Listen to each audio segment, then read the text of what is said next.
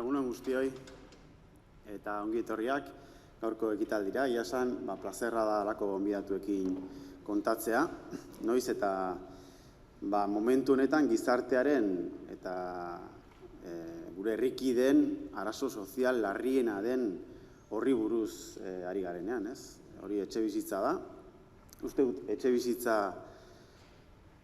hizketagai izango dugula hurrengo hilabete eta urteetan guztiok, modu batela ala bestera.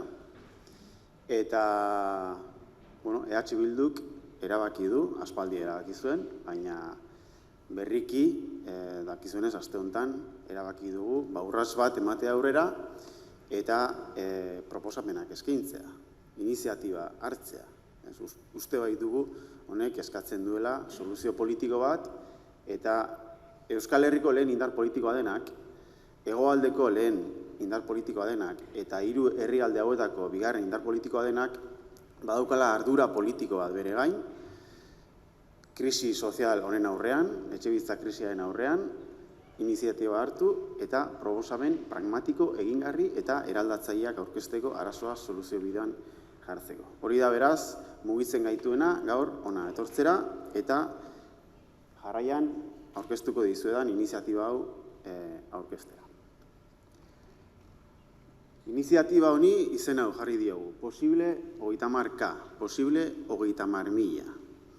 Posible dela egun eraikita dagoen etxebizitza parketik, edo parke hori aprobetxatuz, 30.000 bizitoki berri sortzea, eta behar ditugula 30.000 etxebizitza publiko berri eraiki. Beraz, zifra hori da guretzat erreferentzia iniziatiba honetan. Hau ez da gure etxebizitza politika guztia. Gure etxebizitza politika integrala astelehenean aurkeztu genuen, eta behin baino gehiagotan esan denez, hau arazo konplexua da, ertz asko dituen arazoa da, eta honek erraminta kutxa bat eskatzen du, nahi badugu benetan etxebizitzaren korapiloa askatu, nahi esaten duen bezala 10 urteko epean. Baina esango nuke iniziatiba hau badela nolabait gure etxebizitza politikaren bizkarrezurra. Eta nolabait iniziatiba honetan kondensatzen dela gure etxebizitza politika neurri handi batean. Eta iniziatiba ulertzeko uste dut behar dela egin nolabait errepaso bat egora hontara nola iritsi garen. Eta badakit hau polemikoa dela, aste honetan polemikoa izan da, eta gobernuko alderdiek erreakzionatu egin dute, esango nuke ez oso modu elegantean, hain zuzen ere kritika hau egin dugularik, ez? 2015ko etxebizitza legean hartuko dut abiaburu, ez? Noski, hemen etxebizitza politika asko egin da, ondoren izango dugu Javier Madrazo Eusko Jaurlaritzako etxebizitza sailburua izan zen mendontako lehen hamarkadan, eta beste esplikatuko digu hemen historikoki zer nolako etxebizitza politikak egin diren. Baina gero, krisi inmobiliarioa etorri zen, burbuilak estanda egin zuen, oso ondo azaldu hori Javier Gilek, eta momentu batean, 2015ean, esango nuke 3 herrialde hauetan, egizela ariketa politiko importante bat. Eta lege bat onartu zen, garaian, progresista zena, eta lehen aldiz, etxebizitza eskubide subjektibo gisa aitortzen zuena. Esango nuke, antizipazio lan politiko bat egin zela momentu horretan. Eta lege horrek ezarri zituen oinarri politikoak eta eskaintzen zituen erramientak baliatu izan balira azken 10 urteetan, gaur ez geundekela gauden egoeran inolaz ere.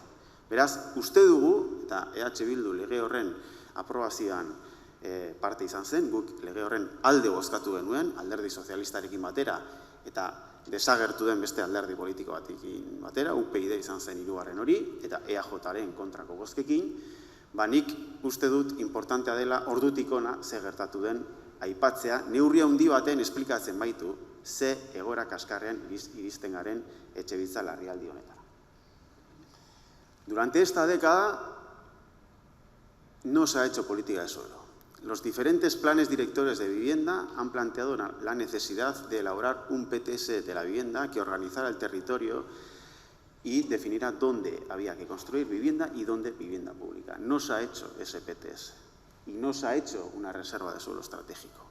Ahora, el consejero de Vivienda interpela a los ayuntamientos para que cedan suelo, pero esa política de suelo hay que hacerla con tiempo y hay que hacerla de forma ordenada. La ordenación del territorio es importante a la hora de plantear desarrollos urbanísticos.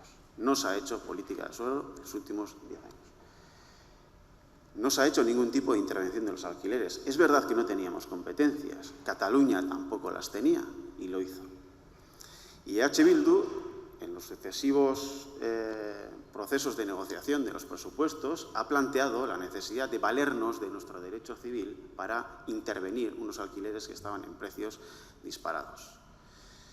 Se nos ha planteado reiteradamente que había que esperar a que llegase una ley estatal que diera seguridad jurídica a esa intervención de los alquileres. Cuando llegó esa ley estatal, el PNV votó en contra de la ley estatal que introducía el mecanismo o los mecanismos para intervenir el mercado de los alquileres.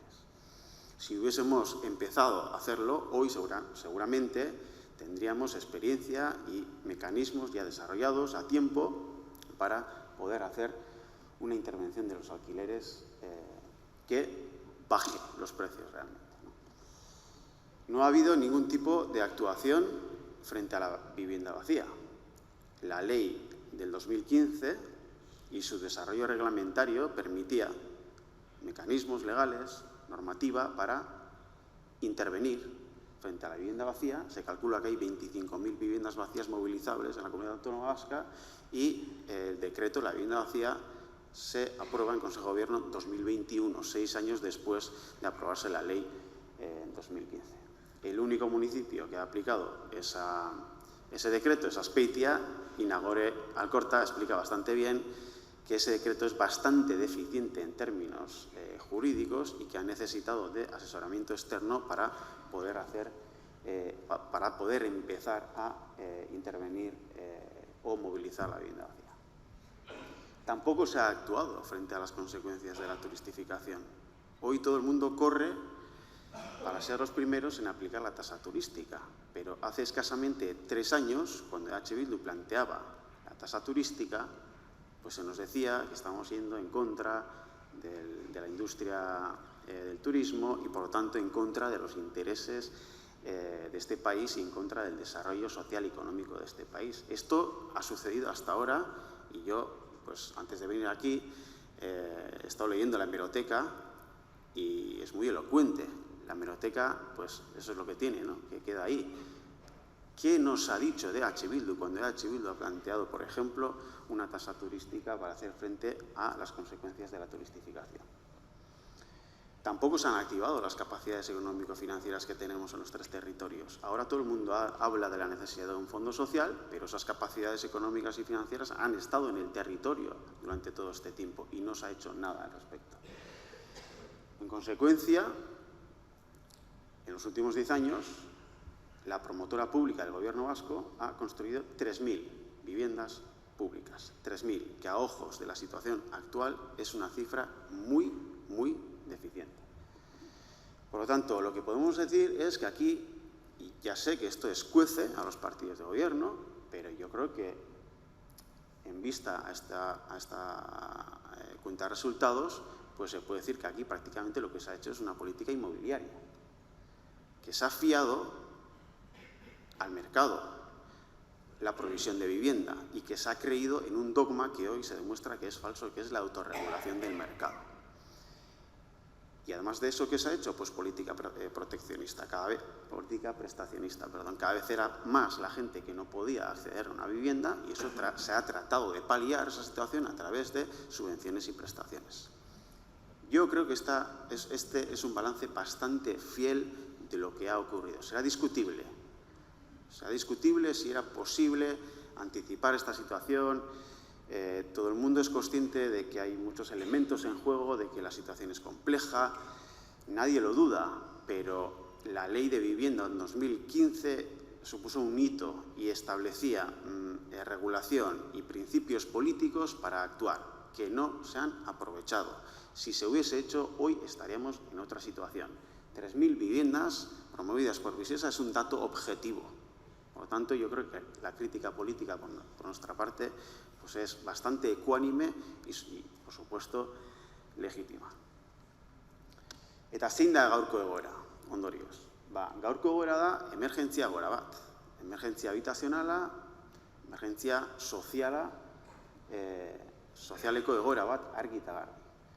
Esan bezala, prestazioetara eta diru laguntzetara bideratzen den inbertsio publikoa hazten ari da modu esponentzial batean.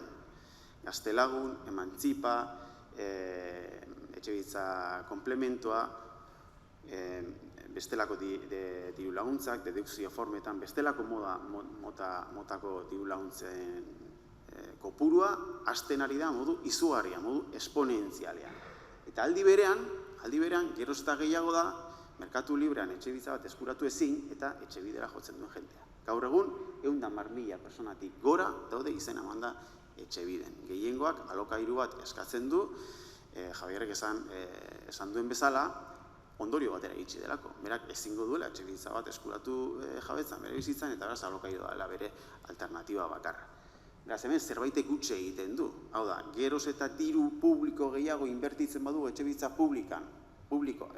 politikan, prestazioen bidez eta diru laguntzen bidez, eta geroz eta jende gehiago baldin badago merkatuan ezin duen etxebizitza bat eskuratu eta beraz, babes eske datorrena etxebidera, argi eta garbi, etxebizitza politika honek ez du funtzionatzen eta gainera insosteniblea da. Bai sozialki eta bai kontu publikoen ikuspegitik, ere? Kontu publikoen sostenibilidadearen ikuspegitik ez. Dakizuenez, prezioa daude maksimo historikoetan eta goraka ari dira urtero. Eta badago, hemen errealitate bat bereziki azpimarra jarri nahi dugu errealitate hortan. Eta hori gazteen errealitatea da. Aurtengo, edo iazko, gazte emantzipazioaren informeak, Eusko Jaurlaritzarenak adierazten du egoera dramatiko bat. Gazteek alokairu bat ordaindu edo hipoteka baten kuota ordaindu ahal izateko, beraien soldata 100% handitu beharko lukete, benetan ordainduko luketen hori onargarria izan da. Beraz horrek adierazten du egoera bat ondorio askotarikoa dauzkana. Tartean, badaukagula, Europako emantzipazio adinik altuenetako bat, Europako emantzipazio adinaren batazbestekotik oso gora. Eta dakigunez, eskaria izugarri handia da, eta ez dagoen eskariari aurre egiteko eskaintzari. Beraz, gure ustez, etxebizitza politika hau ez da sosteniblea, eta gainera, huts egin duen etxebizitza politika bada nabarra. Zein da behar dugun inflexio puntua, beraz, egoera honi aurre egiteko? Nereak esan duen bezala, gure ustez, 3 ardatz dauzka etxebizitza politika eraldatzaile. Lehena da, espekulazioari frenoa jarri behar zaiola. Hau ez du konponduko eskariaren eta eskaintzaren legeak.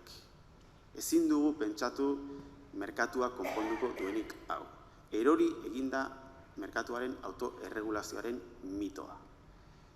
Gero ere, segurazki, mai inguruan ipatuko den bezala, etxebizitza bihurtzen ari delako ondasun bat, espekulazioa sustatzen ari dena, eta beraz, ondasun refugio bat, espekuladoreak erabiltzen ari direnak, aktibo finantziero bada. Eta etxebizitza aktibo finantziero espekulatibo bat den bitartean, ez da inoiz eskubide bat izango gizarteko sektore zabalentzat. Beraz, espekulazioari ateak itxi behar zaizkio edo espekulazioa frenatu egin behar da. Bigarren, etxebizitzaren funtzio soziala lehenetsi egin behar da. Eskaria hain handia bada eta eskaintza falta baldin bada, eskaria betetzeko edo eskaintza areagotzeko modurik azkarrena hain zuzen ere da, utxik dauden etxebizitza mobilizatzea eta turismora adibidez bideratzen diren etxebizitzak bizitoki izan daitezen egitea.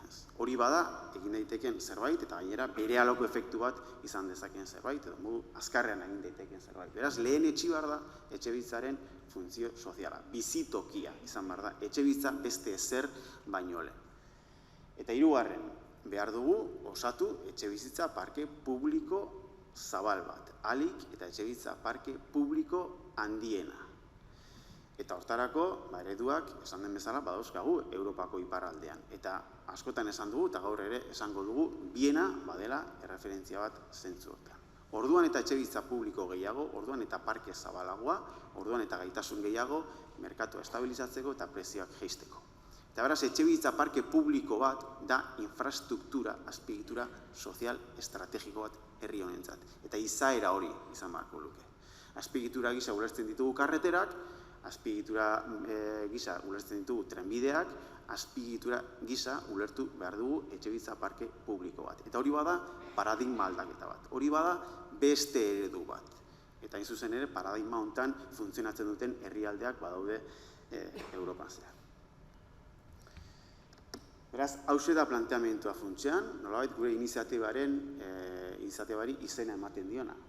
Posible da, egun eraikita dagoen etxebizitza parketik 30.000 etxebizitza edo bizitoki berri sortzea, etxebizitza hutsak, turismora bideratutako etxebizitzak eta orain aipatuko dugu redensifikazioa baliatuz, redensifikazio urbanistikoa baliatuz modu inteligentean, eta posible da 30.000 etxebizitza publiko berri sortzea. Eta horrez ze esan nahiko luke? Esan nahiko luke, azkenengo 10 urtetan, egin den promozio publikoa biderkatzea bideramar. Amarkoiztea, azkenengo 10 urtetan egin den esfortzu publikoa etxebizitza publikoen promoziorako. Por tanto, esta es la propuesta de forma sintetizada. Euskal Herria Bildu piensa que en Araba, Bizkaia y Guipúzcoa es posible aprovechar el parque de vivienda construido para crear 30.000 viviendas nuevas a través de la movilización de la vivienda vacía, a través de hacer que las viviendas turísticas o parte de ellas pasen a ser de uso residencial y haciendo uso de la redensificación urbanística de forma inteligente.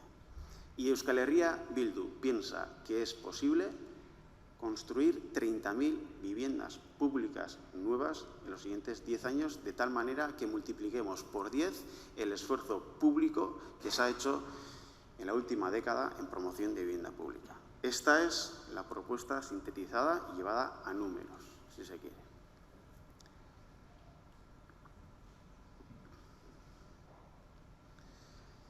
Eta beraz, honek eskatzen du antolatzea, demanda hori nola osatuko litzateken.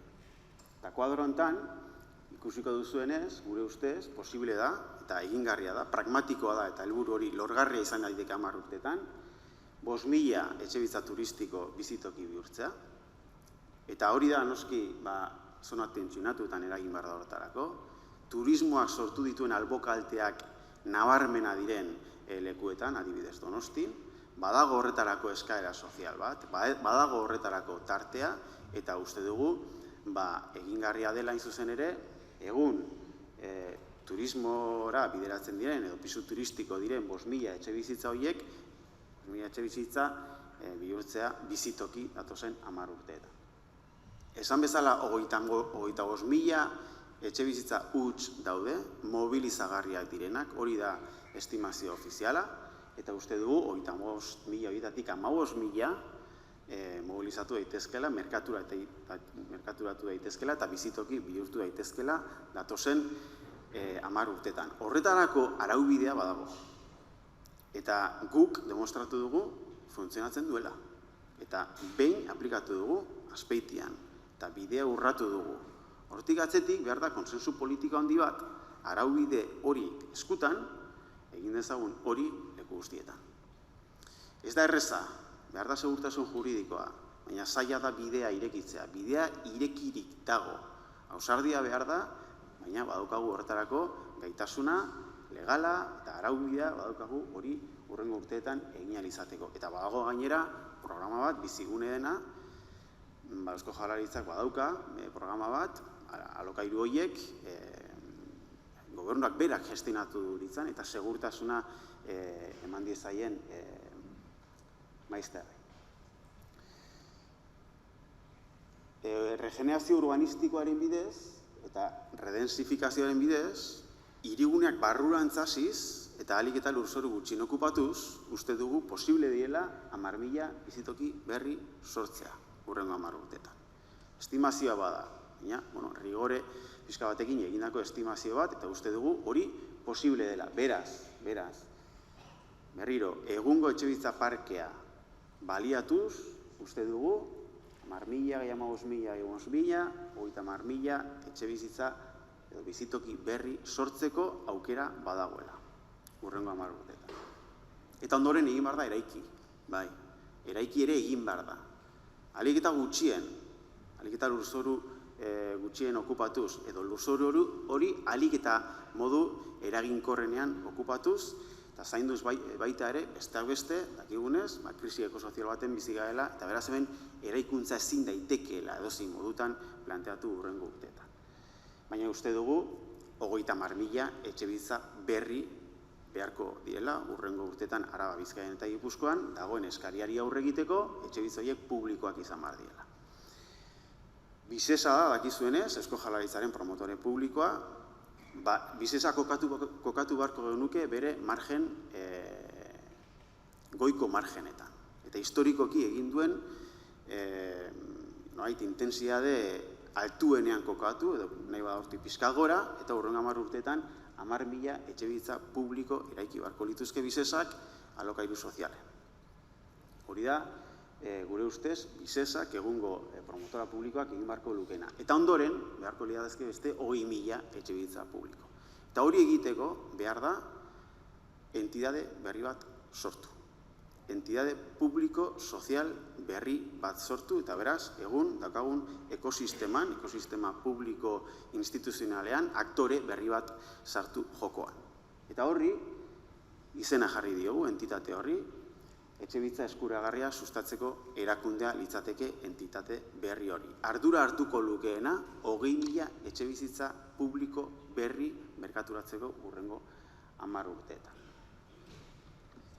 Beraz, 10.000, gehi 20.000, 30.000 etxebizitza publiko berri, tipologia desberdinetakoak datozen 10 urteetan. Zer da entitate berri hau? Zer da etxebizitza eskuragarria sustatzeko erakunde hau? Entitate publiko soziala da, ez soilik publikoa, publiko soziala, eta egiten duena da etxebizitza publiko eskuragarriaren promozioa.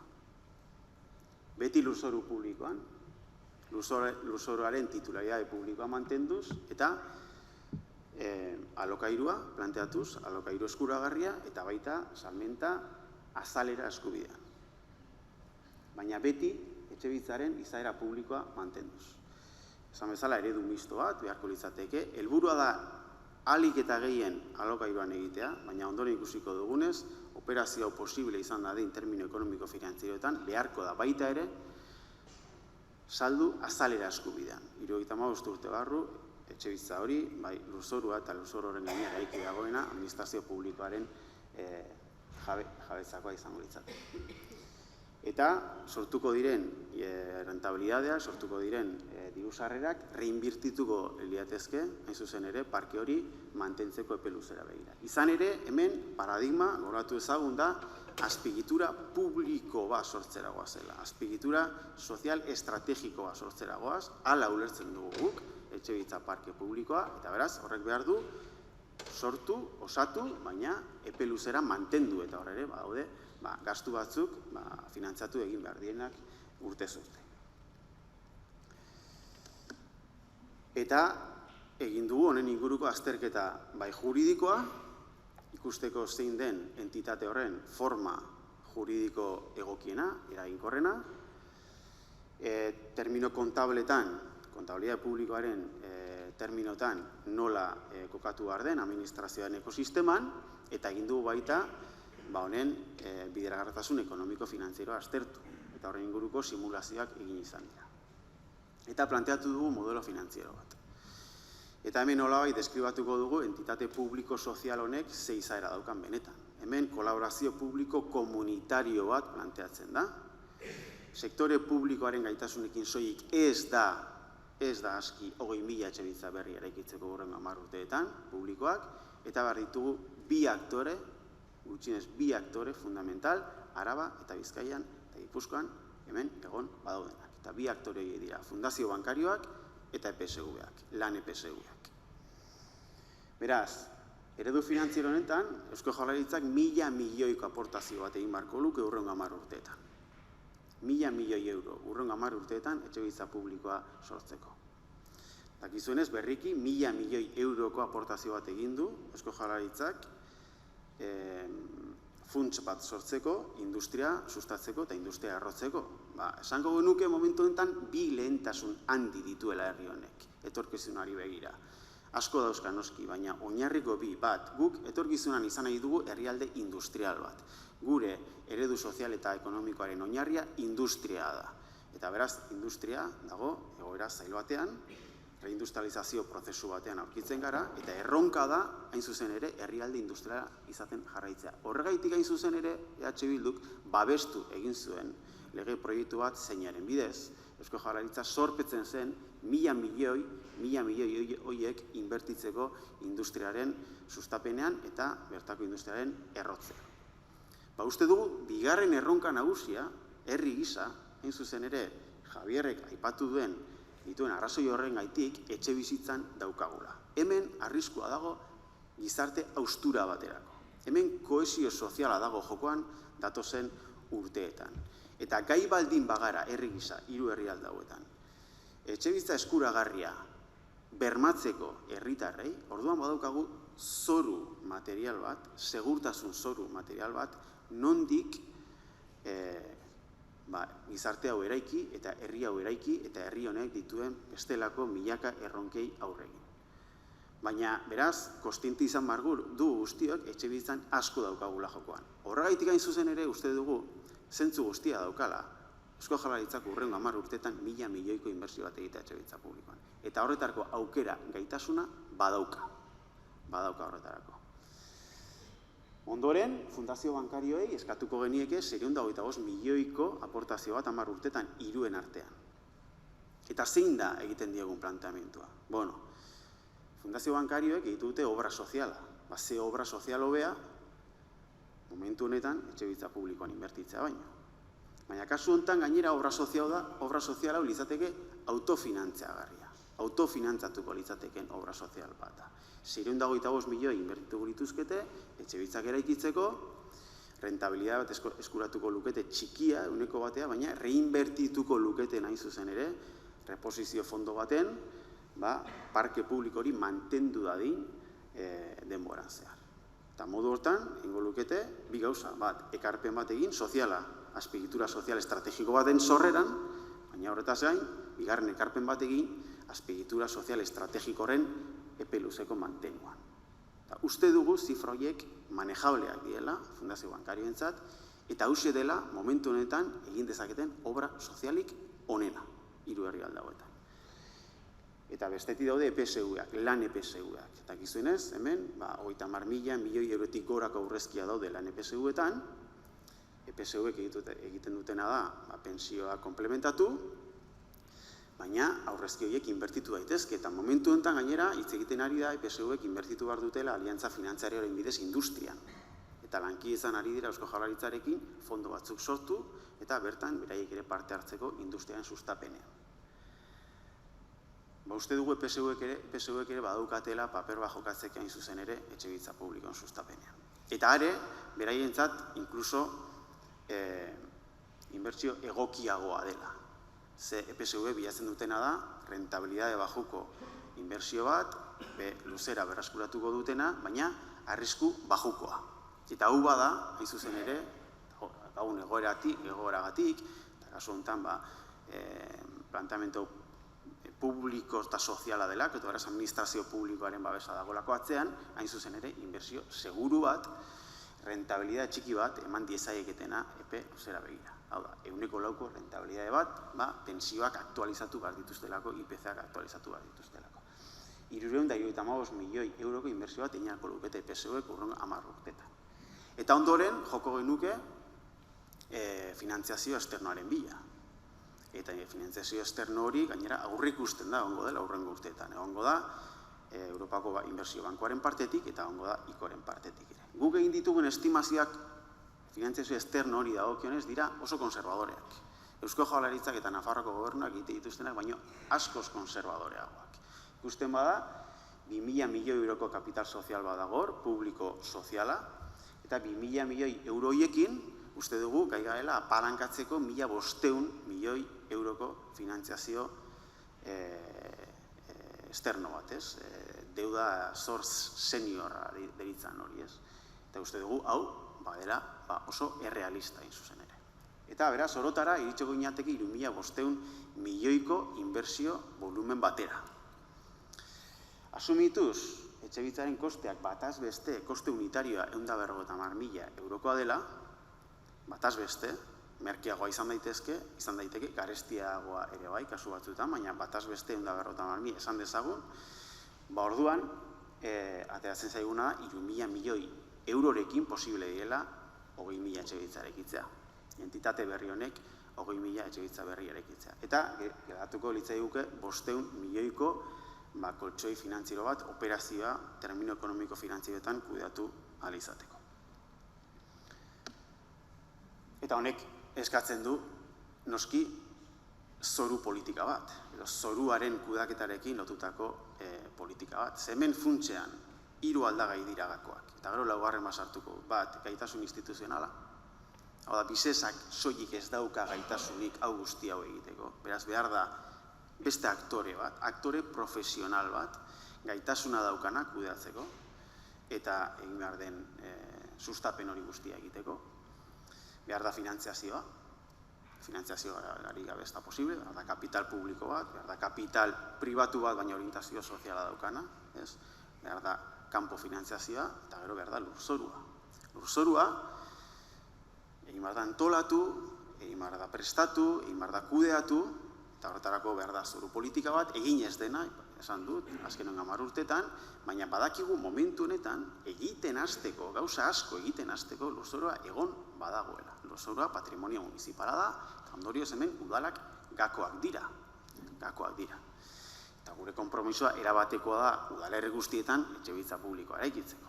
Ez daukagu hor inolako zalantzarik, eta inoiz ez dugu inolako zalantzarik izan. Baina beraz hemen badago, nolabait, aliantza bat, behar da. Behar da aliantza bat, udalen, diputazioen eta Eusko Jaurlaritzaren artean, lurzoru hori mobilizatzeko. Eta lurzoru hori egin marko dute udalek lagapenak egin marko dizkiote Eusko Jaurlaritzari, Eusko Jaurlaritzak entitate honi emateko, traspasatzeko, eta entitate honek beraz lurzoru horren gainean eraikitzeko, eta kasuan lagapen eskubidean saltzeko, etxe bizitzak, erosi ere egin daiteke, lurzorua kasu batzuetan, eta inkluso espropiatu ere, bai. Ze enpresa inmobiliario batek, lurzoru bat baldin badauka geldirik, hori ez da onargarria, zezuk bete behar urbanistiko batzuk dauzkazu. Eta ezin dena da, permititu, norbaitek izan dezan, lurzoru bat immobilizatuta, revalorizatzen ari dena urtez urte, eta beraz, lurzoru horrekin espekulazio ariketa bat egin, Horren aurrean, lurzoru legeak, gaitasun legalak ematen dizkio gobernuari baita ere, espropiazioa iristeko. Beraz, neurri handi batean, lagapenaren bidez, jaso beharko ditu Eusko Jaurlaritzak, lurzoru horiek, baina kasu batzuetan erosi, eta behar bada, beharrezkoa den kasuetan, espropiazioaren aukera ere eskuragarri dago, legala da. Gogoratu ezagun, hemen, asko espropiatu dela azpigiturak eraikitzeko. Karreterak eraikitzeko, abiadura handiko trena eraikitzeko, eta bar. Norbaitek espropiatu badu, hori Eusko Jaurlaritza izan da, eta PNU izan da. Beraz, ez da lehenengo aukera inolaz ere, baina legeak baimendu egiten du, benetan interes orokorrekoa den azpigitura bat eraikitzeko bada, espropiazioaren aukera ere baliaz. Baina uste dugu hurrengo urteetan, eta lehen osatu beharko litzatekeela PTS bat, lurralde plan sektorial bat, definitzeko non eraiki behar den, ze etxebizitza mota. Hori bada ariketa bat pendiente dagoena eta Eusko Jaurlaritzak egin behar duena. Reserva bat egin behar da, lurzoru estrategikoaren reserva bat egin behar da, eta errepikatuko dut, eta hor guk konpromisoa gure gainartzen duguna, udalen papera importante izango da, etxebizitza politikan batez ere, zorua patrimonio municipala delako, eta badagoelako lurzoru asko, eskuragarri, fase desberdinetan, mobilizatu behar dena hurrengo urteetan. Eta beraz, ekosistema hontan, ekosistema instituzionalean, esan bezala, beste aktore berri bat sartzen dugu, eta uste dugu gainera oso kompatiblea dela dauden gainontzeko sistemako eragileekin. Bisesa dedikatuko genuke erregimen espezialeko etxebizitza publikoak egitera, alokairu soziala egitera, hau da, errenta basueneko personen, herritarren eskariari aurre egitera. Bigarren entidade hau, etxebizitza eskuragarria sustatzeko erakundea, baliatuko genuke etxebizitza publiko eskuragarria sortzera, eta gure simulazioen bidez, badakigu, gaitasuna daukagula eredu finantziero honekin, merkatu prezioen oso azpitik egongo diren etxebizitza prezioak eskaintzeko bai alokairuan eta bai zoru lagapenaren bidez. Beraz, posible dela prezioak asko jaistea. Eta, egitura honek emango luke baita ere potentzia finantzieroa, muskulo finantzieroa bideratuz kapital sozial hori eta baita ere gaitasun material eta operatiboa behar den promozio hori egiteko behar den denboretan. Eta ondoren alokabidek egingo luke alokairuen kudeaketa. Eta esan bezala, berriro errepikatuko dut, udalen papera klabea litzateke, batez ere lurzoruaren kudeaketa. Eta hemen sartuko dut, laugarren elementu klabea. 3 elementu esan du diela klabeak, gaitasun instituzional operatiboa, gaitasun finantzieroa, muskulo finantzieroa, eta lurzoruaren kudeaketa, eta dago laugarren gako importante bat. Eta da, eraikuntzan, eta batez ere erritmo honetako eraikuntza egiteko halako denboretan, importantea litzateke eta interesgarria litzateke planteatzea eraikuntzaren industrializazioa neurri baten. Eta uste du gainera aukera bat dagoela. Hontaz hitz egiten ari da, baina falta da gauza bat, eta da, enpresa industrialek urratsa emateko, hau da, eraikuntzaren industrializazioan urratsa emateko behar dutena segurtasuna, gaur merkatuak ematen ez duena. Inork ez baitaki zer eraikiko den eta zer denboretan. Baina sektore publikoa gai bada ziurtatzeko gaitasun operatiboa, finantzazioa eta lurzorua daukala, promozio hau egiteko volumen honetan, beraz, segurtasuna ematen ari zaio, beraz, merkatu bat eskaintzen ari zaio industriari urratsa eman dezan. Eta beraz, hariko ginateke aprobetxatzen erronka sozial bat, krisi sozial bat, eta horri eman beharreko erantzuna, industria berri bat sortzeko gure herrian. Eta herri honetan badaude enpresak, sektoreko enpresak, nahikoa erraz kokatu daitezkenak negozioan. Nahikoa erraz kokatu daitezkenak eta nahikoa erraz erreakzionatu halko luketenak urrats hori emateko. Eta eraikuntzaren industrializazioan hasteko.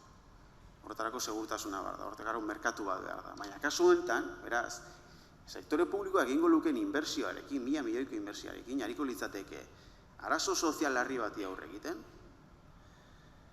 azpiegitura sozial estrategiko bat sortzen, eta gainera, hortaz gain, industria berri bat sortzen. Industria bat izan daitekena punteroa, industria bat izan daitekena inkluso esportatzailea, enplegua sortuko lukeena gure herrian. Beraz, aukera bada, eta harrigarria da, nola, Eusko Jaurlaritzaren industria planak ez duen hontaz ezer aipatu aurkeztu denean.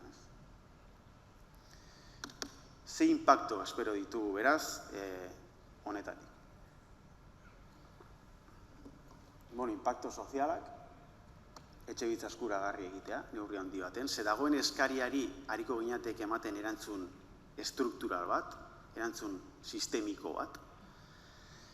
Hau da, beste eskala bat, hau da, beste eskala batera salto egitea. Hau ez da orain arte egin dena nolabait pixkat intensifikatzea, ez? Hau da, eskala berri batera salto egitea, eta horrek izango luke impacto sistemiko bat etxebizitza merkatua. Estabilizatu egingo luke merkatua, eta desberdintasunak gutxitu. Impacto ekonomiko batzuk izango dituzke, prezioa jaitsi, inbertsio produktiboa planteatu eta inbertsio produktibo sostenible bat planteatu, eta gainera, inkluso, enplegua sortu, esan bezala. Lurralde ikuspegitik ere, hemen desoreka handia gertatzen ari dira, ez? Hirigune batzutan ez daiteke bizi, beraz, jenteak imigratu egiten du, ondoko herrialdeetara, hor sortzen ditu desekilibrio territorialak, ekilibrio urbano-territorial baterako klabea litzateke, kohesio territoriala, eta lurzoruaren erabilera efiziente bat egingo nuke. Eta badaude, inpaktu estruktural batzuk, eta nagusiena da, ari garela sortzen azpiegitura publiko bat, azpiegitura estrategiko bat, azpiegitura sozial estrategiko bat, parke publiko handi bat. Espekulazioa gutxituko lukeena, eta nolabait, sektore publikoari emango liokena interbenitziko gaitasuna. Hau da, etxe bizitza parke horrekin politika egiteko aukera eta izate sektore ezberdinei eskaintza desberdinak egiteko aukera. Beraz, bukatzeko, hauze da posible 30.000 iniziatiba honen, azken nolabait helburua. Aldatzea, Araba, Bizkaia eta Gipuzkoako etxebizitza merkatua, bermatuz eskubidea, etxebizitza eskubidea, bermatuz prezio eskuragarriak, nola etxebizitza publikoaren sustapenaren bidez, kolaborazio publiko-komunitarioa baliatuz horretarako, eta azpiegitura sozial estrategiko berri bat eraikiz gure herriarentzat 3 herrialde hauetan. Bukatzen dut esanez gauza bat. Astelehenean abiatu genuen nolabait etxebizitzaren gure proposamenaren gizarteratze ariketa, eta oso pozik gaude. Oso pozik gaude, gauza bat jada lortu dugulako. Eta da, hemen pasatu gara. Piztinetaz eta halako kontuetaz hitz egitetik etxebizitzaz hitz egitera. Hau da, jendeari benetan inporta zaizkion gauzetaz hitz egitera. Eta hori japa da ekarpen noble bat, EH Bilduk egiten diona eztabaida politikoari. Hemos pasado de hablar de piscinas y trajes de luces a hablar sobre la vivienda, que es la principal preocupación de la gente. Y eso es una contribución muy noble que EH Bildu ha hecho durante esta semana al debate político. Por eso estamos muy satisfechos y satisfechas de la acogida que ha tenido nuestra propuesta y nuestra iniciativa por parte del resto de los partidos políticos.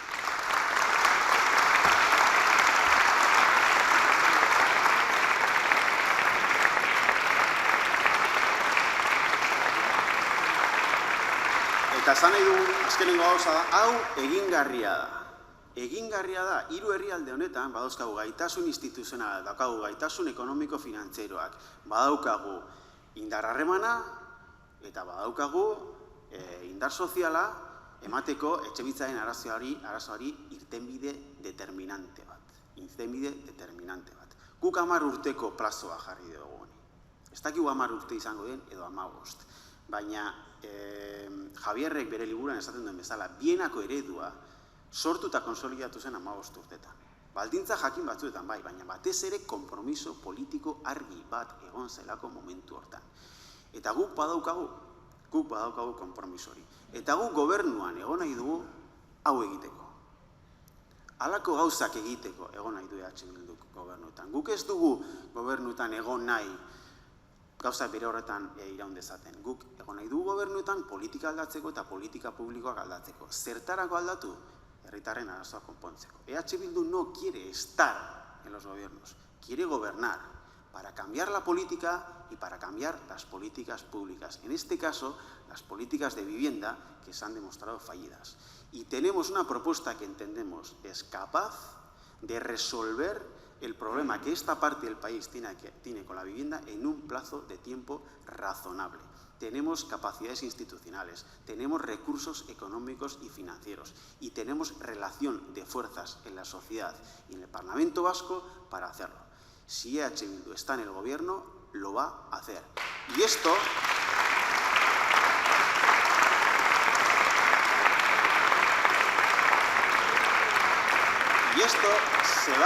se va a terminar haciendo, de hecho. Y ahora sí que termino de veras. Trayendo a colación una cuestión que también está en el debate político en estos meses. Lo he dicho al principio. Hace escasamente 3 años, el lehendakari Iñigo Urkullu y el portavoz parlamentario del PNV, ¿qué es lo que dijeron de EH Bildu cuando EH Bildu planteó la tasa turística? ¿Qué es lo que se decía en aquel entonces de nosotros y nosotras? Hoy el alcalde de Donostia corre porque quiere ser el primero en implantar la tasa turística. Bueno, pues esto se va a terminar haciendo de una forma u otra, con un modelo financiero u otro. Tendrá una forma jurídica u otra, pero esto se va a terminar haciendo porque es la única alternativa posible para dar una solución estructural al problema que tenemos con la vivienda. EH Bildu, si está en el gobierno, lo va a hacer. Eskerrik asko.